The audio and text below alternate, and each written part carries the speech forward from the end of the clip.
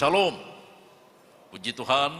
Juga bagi Anda yang berada di rumah masing-masing, saya percaya Anda juga fokus terhadap penyampaian firman Tuhan ini sepanjang ibadah ini berjalan. Mari kita lihat kembali firman Tuhan yang telah dibaca tadi dalam Markus pasal yang ke-7 ayat yang ke-31 sampai ayat yang ke-37. Markus pasal yang ke-7 ayat 31 sampai pada ayat yang ke-37. Saya akan membagikan dua bagian daripada teks firman Tuhan ini, berkisar tentang satu peristiwa yang benar dan telah berlaku 1000 bahkan 2000 tahun yang lalu di tengah-tengah pelayanan Tuhan Yesus. Coba perhatikan pada ayat yang ke-31. Kemudian Yesus meninggalkan pula daerah Tirus dan dengan melalui Sidon pergi ke Danau Galilea di tengah-tengah daerah Dekapolis.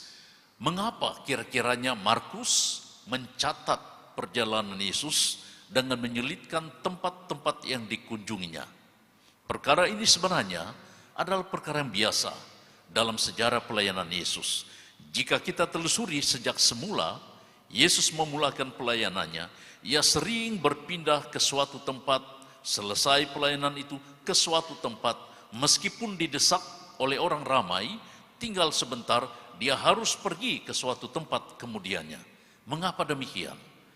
Teks ini sebenarnya sangat berkait rapat dengan pasal yang berikutnya, yaitu pasal yang ke-6 ayat 14. Coba kita baca ayat ini. Markus pasal yang ke-6 ayat yang ke-14. Raja Herodes juga mendengar tentang Yesus, sebab namanya sudah terkenal dan orang mengatakan, Yohanes Pembaptis sudah bangkit dari antara orang mati dan itulah sebabnya kuasa-kuasa itu bekerja di dalam dia. Teks ini pula berbicara tentang bagaimana Yohanes mati dibunuh oleh Herodes. Kemudian muncul Yesus dan orang mengikuti Yesus, pengikut-pengikutnya sangat ramai seperti Yohanes juga. Jadi bermula daripada itu Herodes tidak pernah meninggalkan usahanya untuk memberkas dan untuk mencari-cari kesalahan Yesus agar Yesus juga dibunuh. Sebab itulah selesai suatu tempat Yesus berpindah, kemudian berpindah lagi.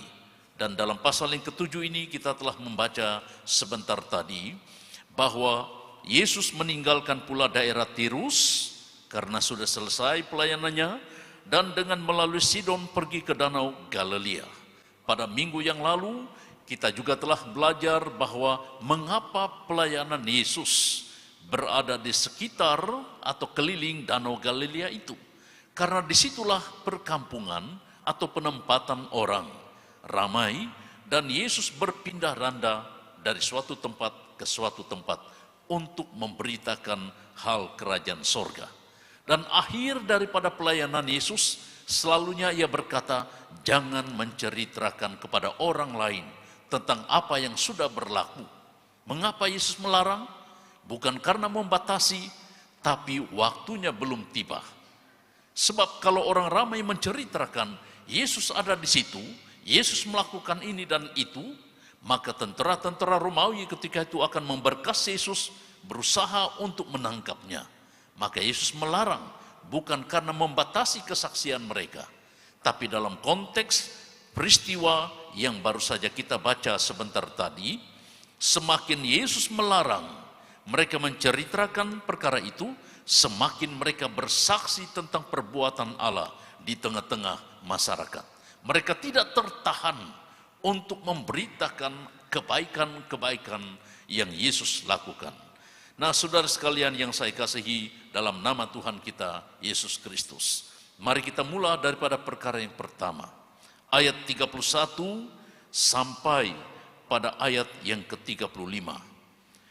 Kisah ini merupakan satu peristiwa yang benar berlaku dan Markus meng-highlightkan bagaimanakah kejadian itu berlaku terhadap seorang yang tuli dan gagap kata gagap itu hampir sama dengan bisu. Gagap itu berbicara tanpa sempurna dan selalunya mengganggu pendengaran orang. Nah saudara, yang saya kasihi dalam nama Tuhan Yesus, ketika Yesus datang ke tempat itu, di tengah-tengah daerah Dekapolis, orang membawa kepadanya seorang yang tuli dan yang gagap, berbicara tidak sempurna. Juga hampir dikatakan bisu, sebab respon orang ramai ketika itu sudah menganggap ia seorang yang bisu. Kalau berbicara tidak dapat dimengerti.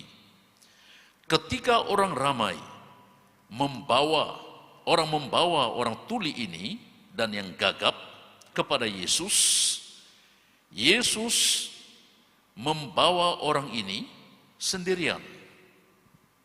Ketika mereka sendirian, apa yang Yesus lakukan? Sebelum itu kita harus mengerti mengapa Yesus mengambil atau membawa orang ini dan mengasingkannya daripada orang ramai. Ketika mereka bersendirian, barulah Yesus melakukan apa yang harus ia lakukan. Karena pada waktu itu praktek masyarakat orang Yahudi, kalau orang yang berpenyakit, nah orang tuli, bisu, dianggap orang yang dikutuk. Dan itulah balasan yang ditimpakan kepadanya sehingga ia tuli dan bisu.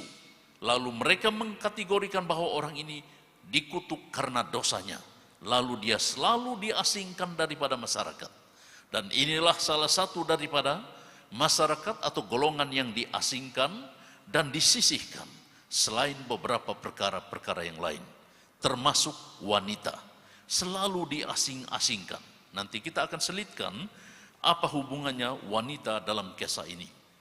Nah saudara sekalian yang saya kasih dalam nama Tuhan Yesus, selain orang yang dianggap berdosa, pemungut cukai, anak-anak, wanita, dan juga orang sakit, bahkan pelacur-pelacur ketika itu, dan orang yang mempunyai masalah tunasusila, dianggap orang yang statusnya rendah, diasingkan, maka orang yang tuli dan bisu ini juga dianggap demikian. Tidak diperduli, tidak diindahkan. Padahal orang seperti ini memerlukan rawatan dan perhatian. Maka dalam situasi seperti itulah orang membawa orang tuli dan bisu ini kepada Yesus Kristus. Dengan harapan Yesus menjamah orang ini dan akan sembuh. Mengapa orang beranggapan demikian? Sebab sebelum kisah ini Yesus telah melakukan banyak mujizat dan mereka melihat perbuatan Yesus dan mereka inilah yang mengikuti pelayanan Yesus. Walaupun berpindah randa pelayanan Yesus, mereka terus menelusuri, mengikuti dan mereka mengetahui di tengah-tengah pelayanan Yesus ada kesembuhan, ada misi kepedulian dan pada akhirnya mereka membawa orang tuli dan bisu ini kepada Yesus.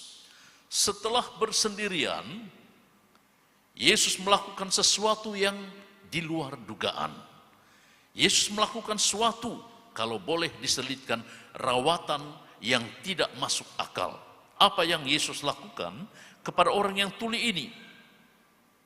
Kita telusuri.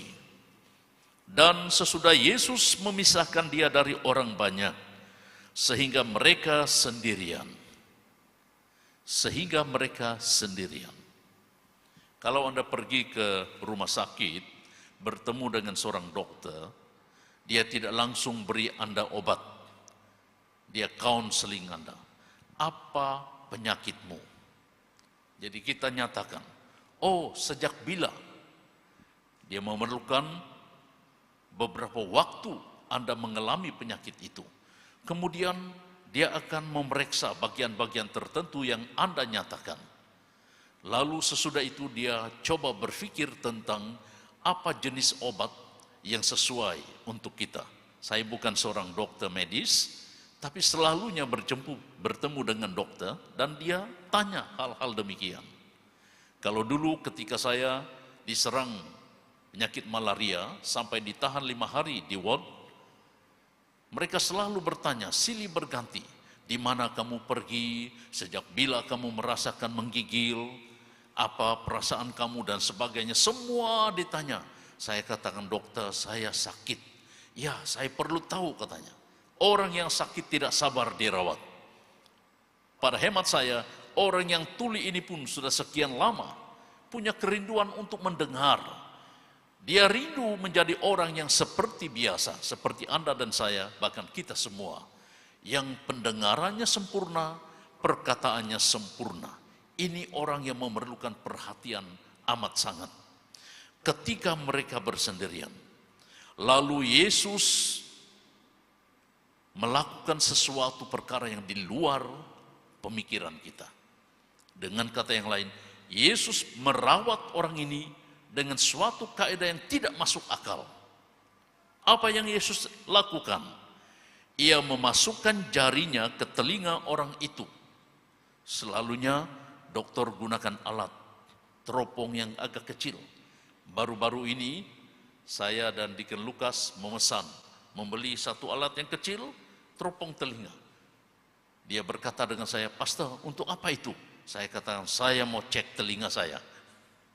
Lalu begitu saya memasukkannya, baru saya lihat apa yang ada dalam telinga saya.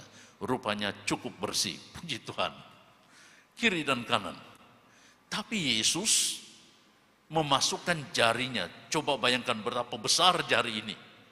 Kalau anak kecil tidak mengapa, ini yang besar, dimasukkannya pada telinga orang yang tuli itu.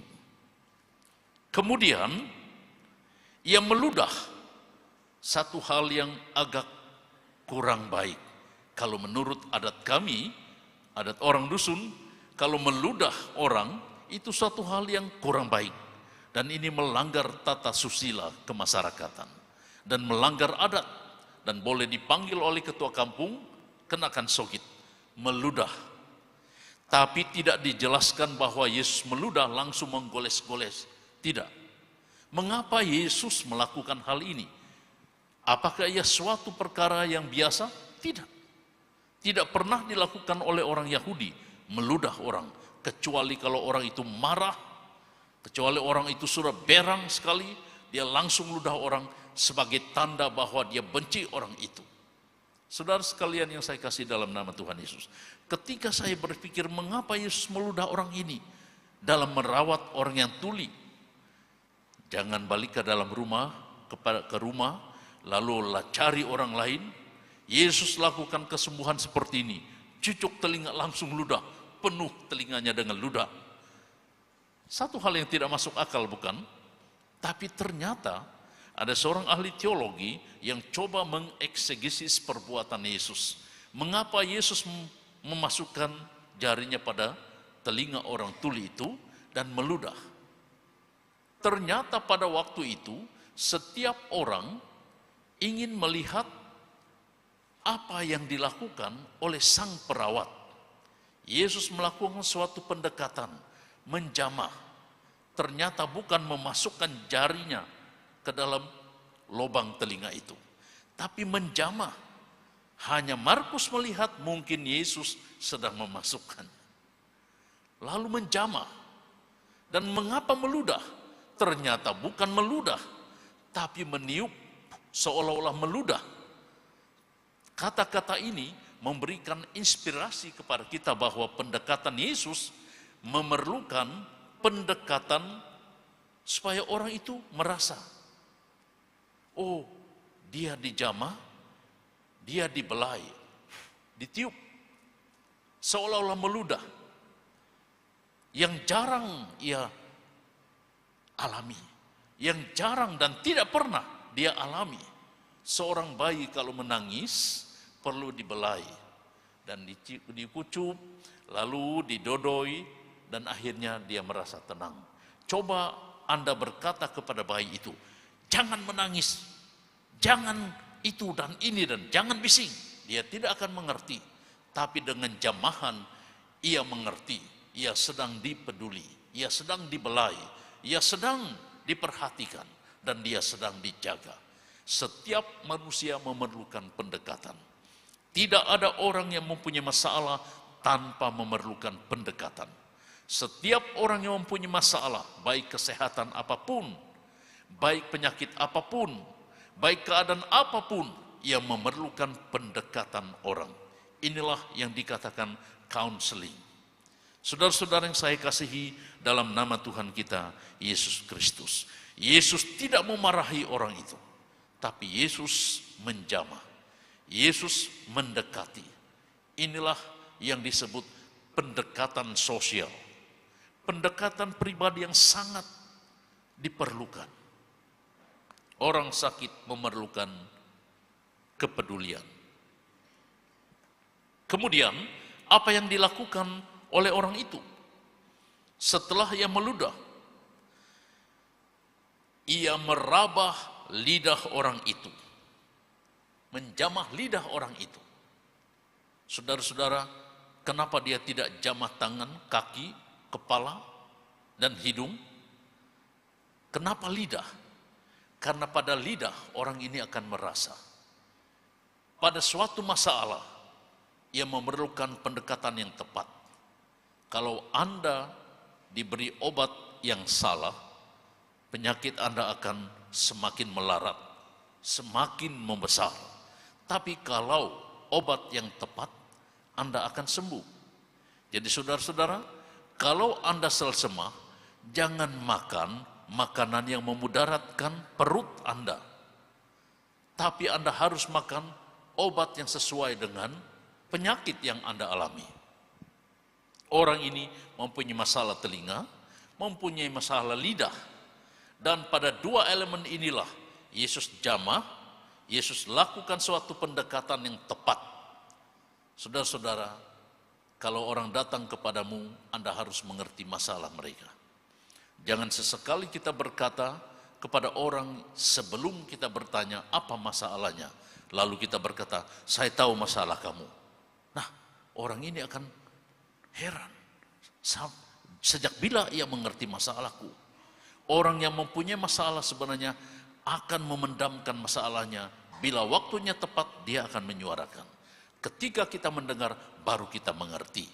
Inilah yang Yesus lakukan kepada orang yang mempunyai masalah. Pendekatan secara pribadi. Ia menjamah telinga, ia menjamah lidah. Jemaat Tuhan yang saya kasih dalam nama Tuhan kita Yesus Kristus. Kita tidak tuli, kita tidak bisu. Tapi ramai orang yang sehat ternyata tuli dan bisu. Mengapa? Karena mereka tidak mampu mendengar kebenaran-kebenaran firman Tuhan. Mereka tidak tertarik dengan kebenaran firman Tuhan. Mereka lebih fokus kepada apa yang mereka inginkan. Dan mereka tidak mendengar kata-kata Tuhan. Mereka terlalu fokus kepada dunia media yang ada pada benda ini. Dan hampir separuh hidup manusia selalu bergayut dengan benda ini. Karena sangat menarik. Apa yang kita mau kita boleh lihat. Apa yang kita mau kaji kita boleh cari. Seolah-olah Tuhan itu hanya diperlukan ketika kita tidak dapat mencari solusinya melalui benda ini. Dalam dunia digital sekarang, selalunya ada benda-benda yang menarik, yang membuat kita lekah dan sebagainya. Ternyata seorang pendeta pernah berkata, katanya sangat sederhana, tapi sangat menusuk hati. Iblis pada zaman kita, katanya. Iblis pada zaman kita terlalu bijak dan menyokong serta menyarankan penggunaan handphone. Dalam dunia media, semuanya kita boleh cari. Hal-hal yang baik, juga hal-hal yang buruk. Dan apabila kita melihat dan membacanya, kita akan memilih mana yang kita suka. Dan apabila kita lekah, hidup kita sangat bergantung kepada benda ini. Sebab itu saudara sekalian yang saya kasih dalam nama Tuhan Yesus, tadi saya katakan, kita tidak cacat, pendengaran kita tidak cacat, tetapi kita tuli. Tuli dalam arti kata yang lain, hati nurani kita tidak dapat membaca, tidak dapat mendengar kata-kata Tuhan. karena terlalu banyak perkara-perkara yang mengelilingi dunia kita dalam dunia digital ini. Saudara-saudara yang saya kasih dalam nama Tuhan kita Yesus Kristus, telinga rohani kita perlu jamahan. Telinga rohani kita perlu dijamah oleh Tuhan Yesus.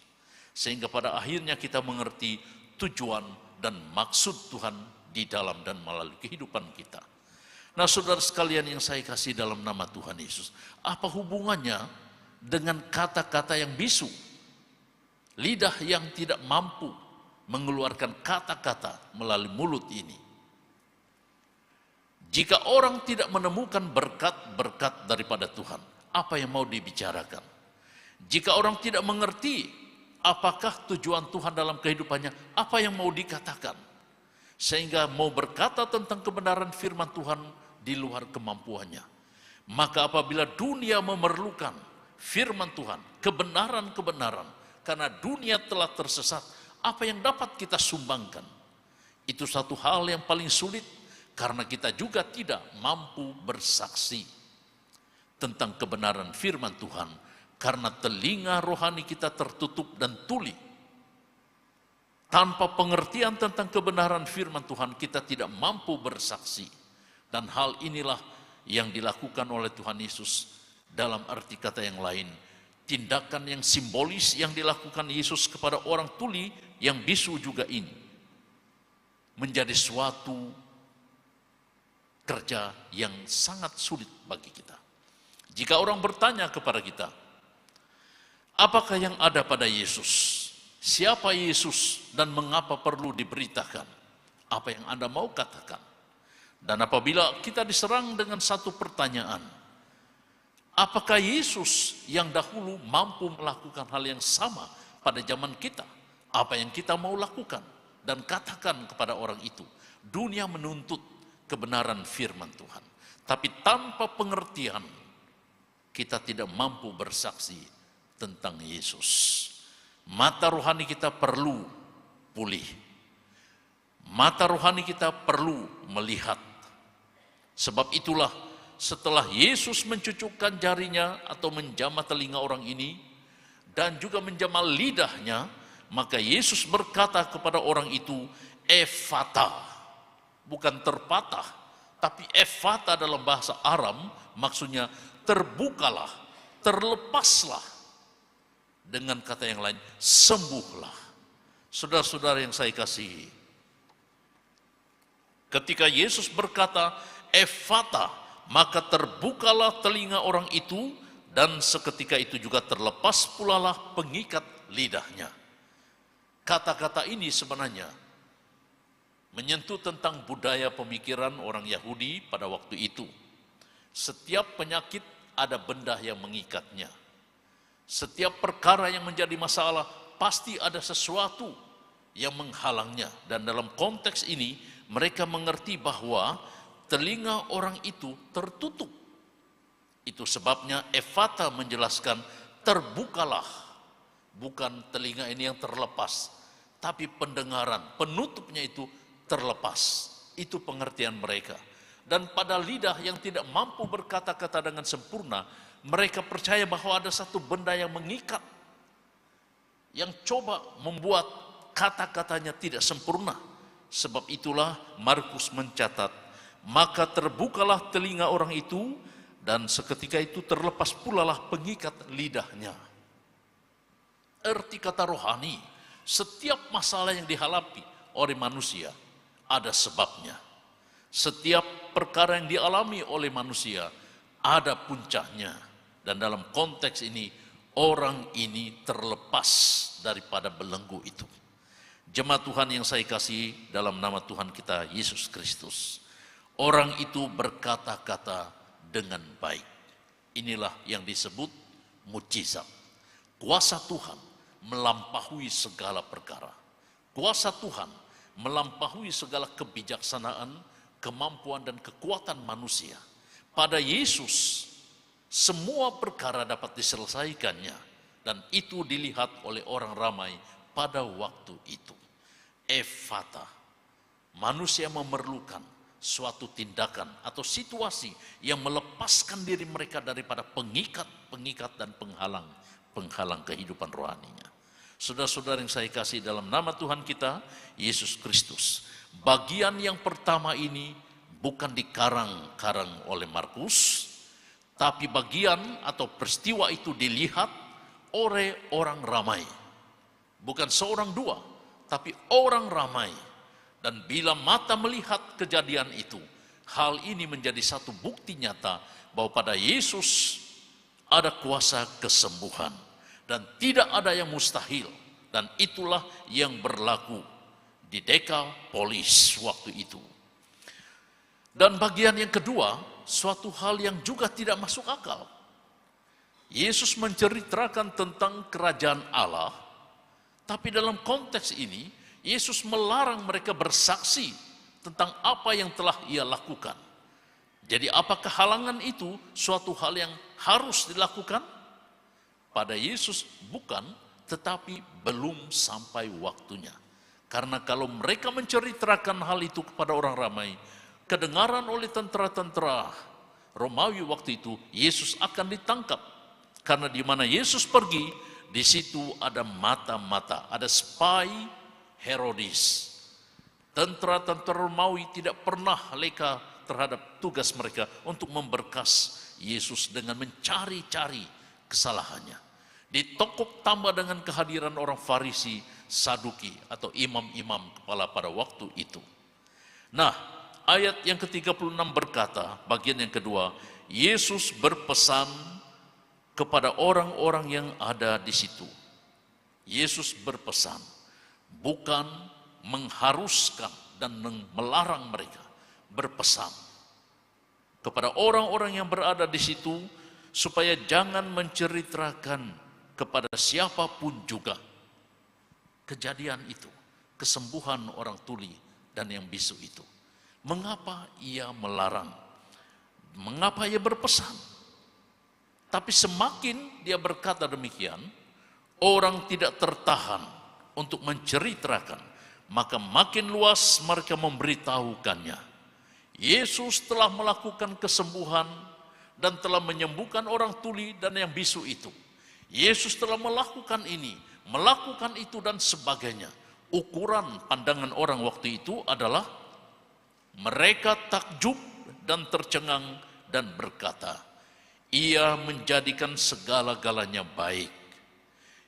Ia melakukan suatu perkara dan perkara itu mendatangkan kebaikan.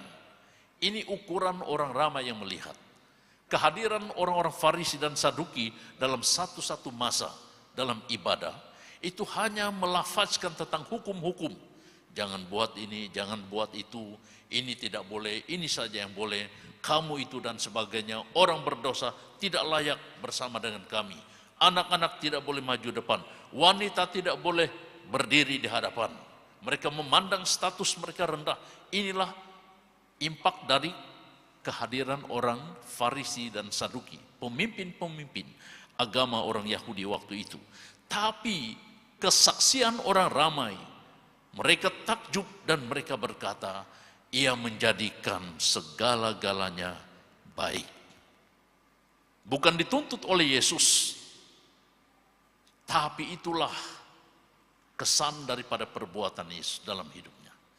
Ia menjadikan segala-galanya baik. Dengan kata yang lain, mereka memberikan marka yang paling tinggi yang tidak dapat diukur. Bukan 100%, tapi melebihi marka yang terbaik menurut manusia. Dan tidak ternilai harganya. Segala-galanya baik. Yang tuli dijadikannya mendengar, yang bisu dijadikannya berkata-kata. Kalau kalimat ini dapat dikarang menjadi suatu melodi, ia akan wujud dalam bentuk puji-pujian. Dan kalau sekiranya ini kata-kata yang memberkati, maka itu bukan sekadar laungan, bukan sekadar kata-kata saja, tapi itu merupakan cetusan hati nurani. Dan saya percaya ketika mereka mengatakan, ia menjadikan segala-galanya baik, yang tuli dijadikannya mendengar, yang bisu dijadikannya berkata-kata, itulah cetusan hati nurani. Saudara, padamu siapa Yesus? Siapakah Yesus bagimu? Menurut penilaian Anda, siapakah Yesus selama engkau mempercayainya? Apakah dia sekadar nabi? Apakah dia sekadar guru? Menurut penilaian orang ramai, dalam Markus pasal yang ke-6 ayat 14 dan selanjutnya, khususnya ayat yang ke-15, orang-orang Herodes berkata, yang lain mengatakan dia itu Elia. Yesus itu mungkin Elia, mungkin Yohanes yang mati dan bangkit kembali. Yang lain mengatakan dia itu seorang nabi sama seperti nabi-nabi dahulu. Itulah tanggapan orang ramai ketika berbicara tentang pribadi Yesus. Tapi padamu, siapakah Yesus? Apakah dia seorang nabi saja? Apakah dia seorang guru? Ataukah dia seorang nabi yang dahulu dalam perjanjian lama dan bangkit? Apakah dia Elia? Apakah dia seorang ahli, maha guru dan sebagainya? Saudara-saudara yang saya kasih dalam nama Tuhan Yesus, sebelum abad yang pertama, ada beberapa ahli-ahli atau tokoh-tokoh falsafah dunia yang muncul. Malah sesudah abad yang pertama pun, di kalangan masyarakat orang Yunani, muncul berbagai-bagai atau beberapa tokoh-tokoh yang disebut ahli falsafah. Dan yang sangat terkenal itu adalah SPA, Socrates, Plato, dan Aristoteles, yang membuat beberapa perkara-perkara yang menjadi motivasi hidup dan dorongan kepada masyarakat, serta berbagai-bagai kata hikmat yang dimunculkan daripada pemikiran mereka, gagasan-gagasan dan sebagainya. Sampai sekarang ini, jika Anda belajar hukum, mau tidak mau Anda akan belajar atau mengkaji cara fikir Socrates, Plato, dan Aristoteles. Tapi apakah mereka itu melebihi Yesus? Tidak pernah dalam sejarah mencatat mereka menyembuhkan orang tuli, apalagi yang bisu. Tidak pernah. Mereka hanya menimbulkan motivasi hidup, gagasan-gagasan yang baru, walaupun sangat penting, tapi tidak sama seperti apa yang dilakukan oleh Yesus. Di dunia tercatat beberapa orang yang pintar-pintar berlaga. Albert Einstein dan beberapa top 10 sebenarnya adalah orang Yahudi yang dianggap IQ-nya tinggi, pintar belaka, tapi tidak pernah melakukan apa yang Yesus pernah lakukan. Tidak pernah tercatat dalam sejarah orang mati dibangkitkan, orang buta dapat melihat. Tidak pernah. Itu sebabnya jika kita menilai siapa Yesus, ia tidak dapat dinilai 100%. Karena penilaian manusia itu sangat terbatas. Ia melebihi yang terbaik menurut manusia. Sebab itulah mereka melihat, menyaksi, dan mengalami. Ia menjadikan segala-galanya baik. Kata segala-gala itu merangkumi semua perkara.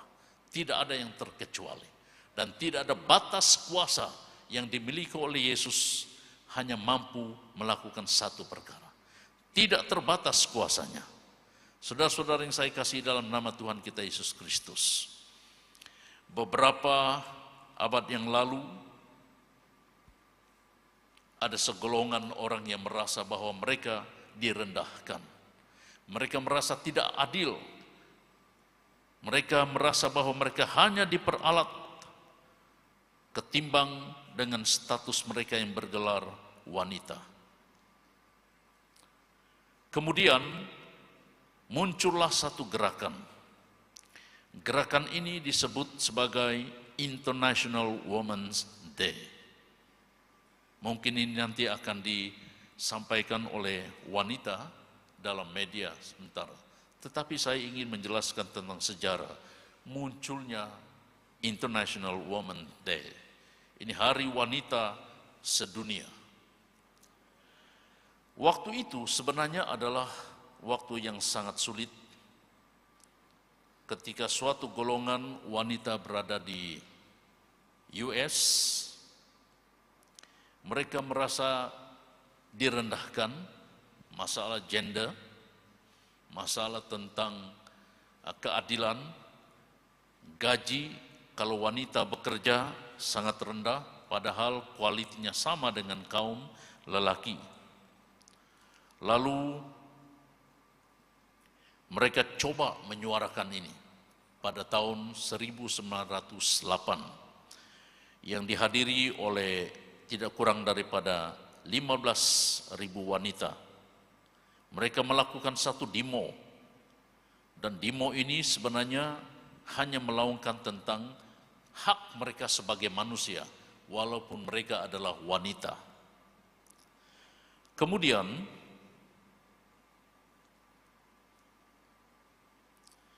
perkara ini, perjuangan mereka mendapat perhatian mantan Presiden Amerika Barack Obama, dan akhirnya Barack Obama menentukan 8 Mac atau bulan Mac itu adalah mengenang Hari Wanita. Panjang kisahnya, kita pendekkan saja. Dan pada akhirnya wanita disambut dan diterima sebagai orang yang setara sumbangannya dengan laki-laki dan tidak ada diskriminasi. Dan hal ini dikenang oleh seluruh dunia sampai sekarang ini. Kehadiran wanita sebenarnya adalah kehadiran yang sangat penting. Ada orang berkata dengan merujuk firman Tuhan, wanita itu adalah pembantu laki-laki.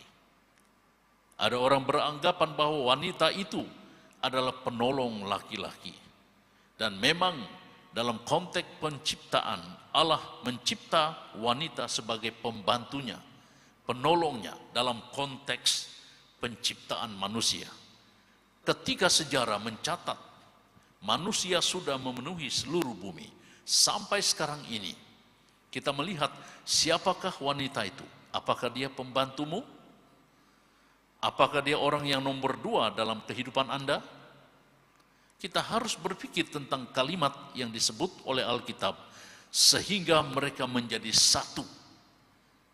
Jadi mana yang nomor 2? Ini yang disebut berat sama dipikul, ringan sama dijinjing. Jadi siapa yang nomor 1, siapa yang nomor 2? Siapa tuannya, siapa pembantunya?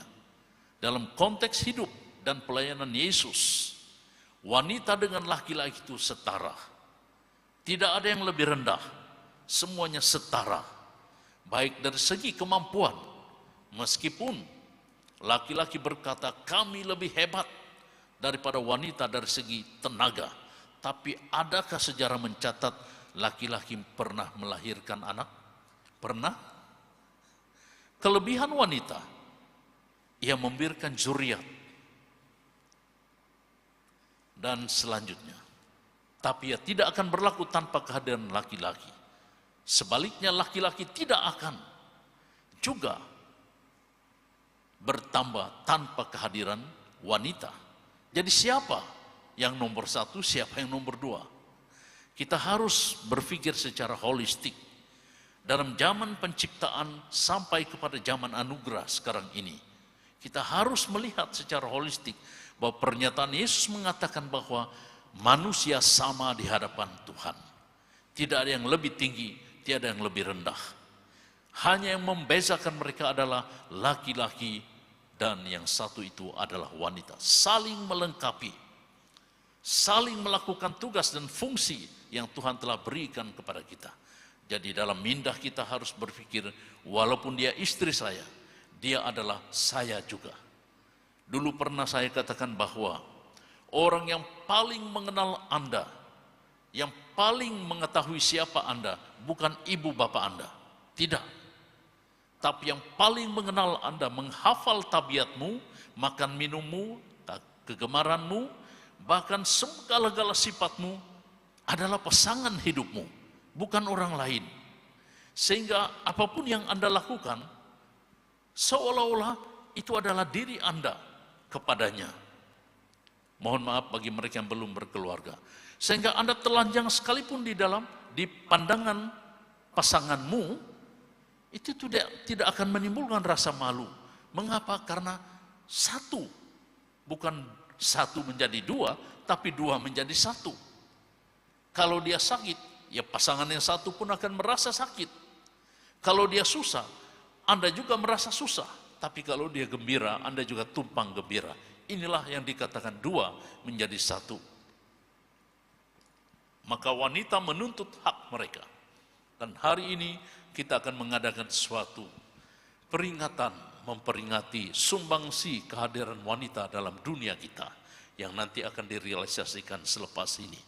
Tuhan memberkati, biarlah firman Tuhan yang telah kita pelajari sebentar tadi akan melepaskan kita daripada kepompong pemikiran yang membatas kita, saya wanita, saya lebih rendah daripada laki-laki.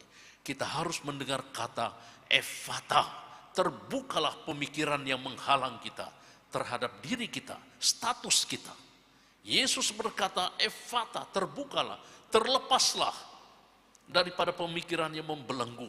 Sebab itu saudara sekalian yang saya kasihi, dalam nama Tuhan kita Yesus Kristus, siapapun kita, siapapun Anda, terimalah dia seadanya Anda.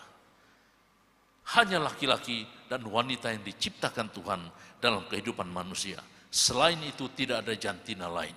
Meskipun ada istilah-istilah yang baru, ada istilah-istilah LGBT dan sebagainya.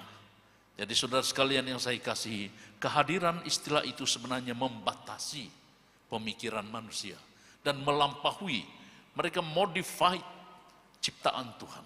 Kita harus mendengar kata Yesus, Efata, terbukalah, terlepaslah daripada belenggu-belenggu itu. Amin.